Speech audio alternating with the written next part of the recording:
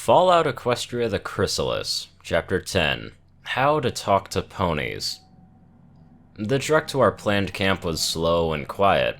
After the thundering adrenaline of combat, the tension of searching through ancient compounds, and the troubling horrors we had encountered, I was feeling wiped out.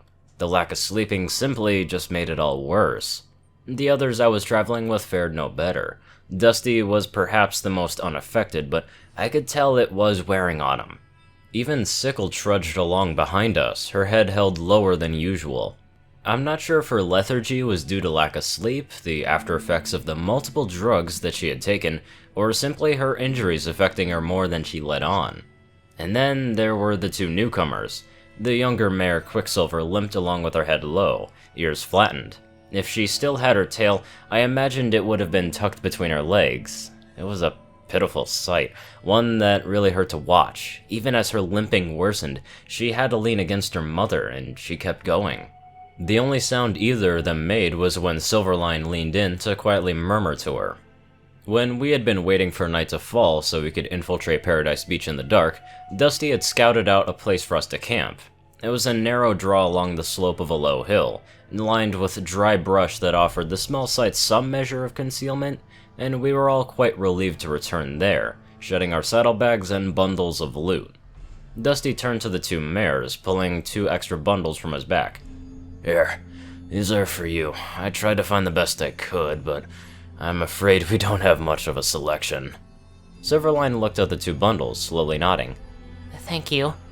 "Seems like it's the least I could do, with them being there and all," Dusty replied, giving an awkward smile that quickly slid away. "Anyway, we'll try and give you two some, privacy." She hung back a short distance away as Dusty walked back to us, speaking up. "It's about 4 hours until dawn," he said. "So we won't be staying long. We'll get some rest, but I want to be heading out at first light, just in case there are any more raiders out there that might come looking." Sickle snorted as she pulled off her helmet, letting it drop to the ground with a heavy thump. Really? 'Cause I've got like 20 fucking ears in my cans. I don't even know how Gutfuck got that many dumbasses following him, and you think he's got even more? Starlight groaned quietly. Oh, wonderful.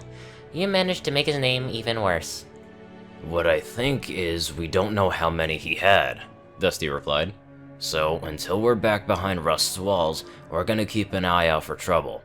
Yeah, sure. Sickle grumbled, removing her spiked hoof boots. Out of curiosity and with my reluctance to speak with her, eroded due to fatigue diminishing my common sense, I asked her.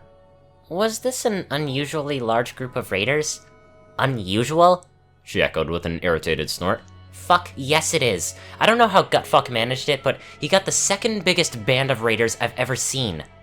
Only the second? Yeah, first biggest was the crew I used to roll with.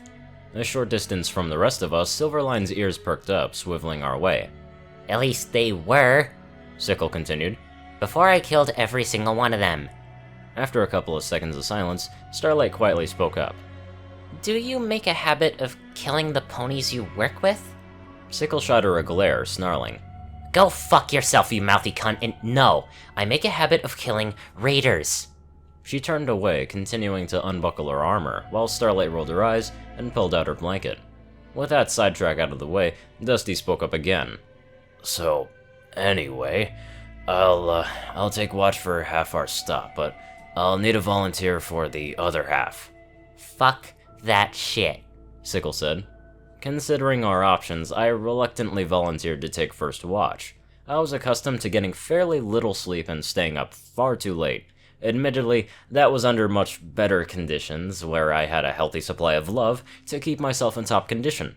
Despite my current state, I hope that experience would help me, as I seem to be the best option remaining.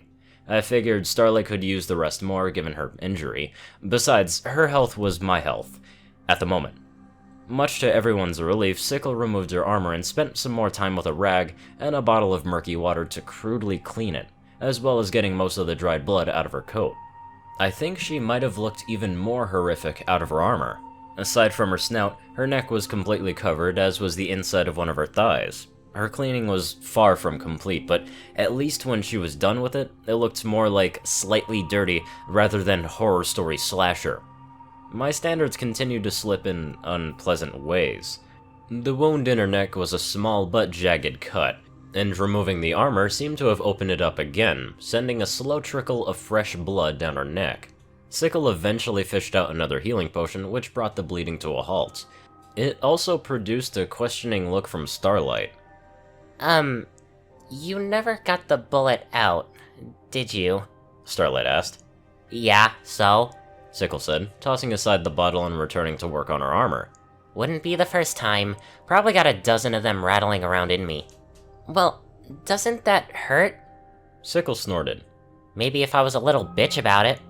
Starlight glared at her for several seconds before speaking again. You enjoy being unpleasant, don't you? While Sickle didn't answer, she grinned as she continued cleaning her armor. That would be a yes. Dusty helpfully informed us, which drew a scowl from Starlight. I can see how the two of you hooked up before, She grumbled.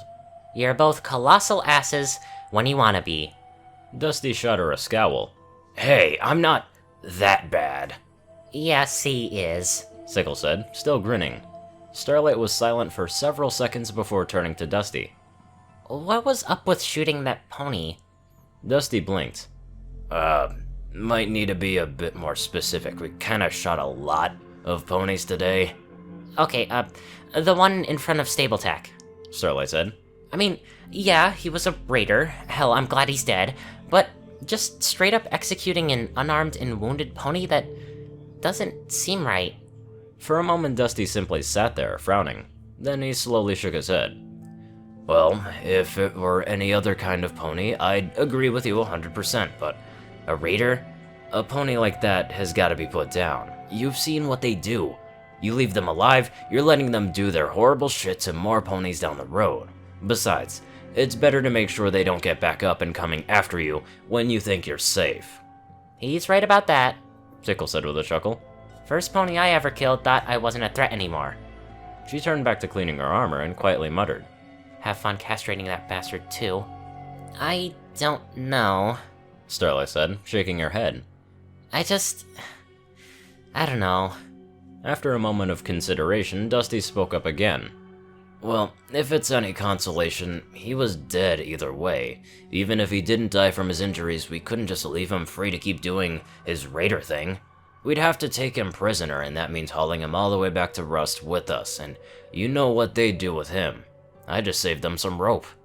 When Starlight didn't object, Dusty turned to one of the bags of food. Let's just get something to eat and hit the hay. Tomorrow's gonna be a long day of walking. He retrieved a few cans, producing a small folding knife with a can opener, and passed the open cans around.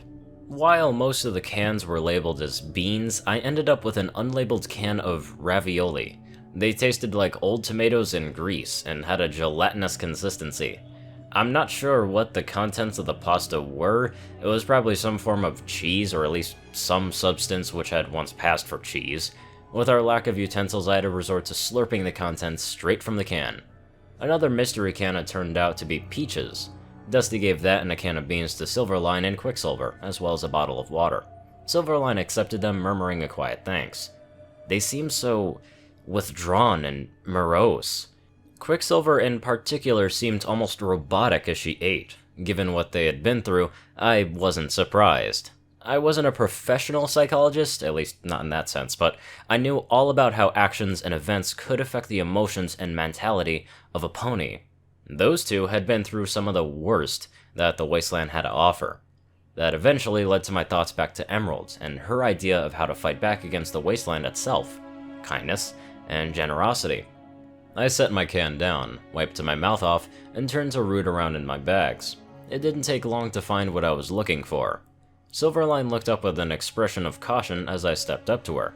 Beside her, Quicksilver focused very intently on the can she held in her hooves.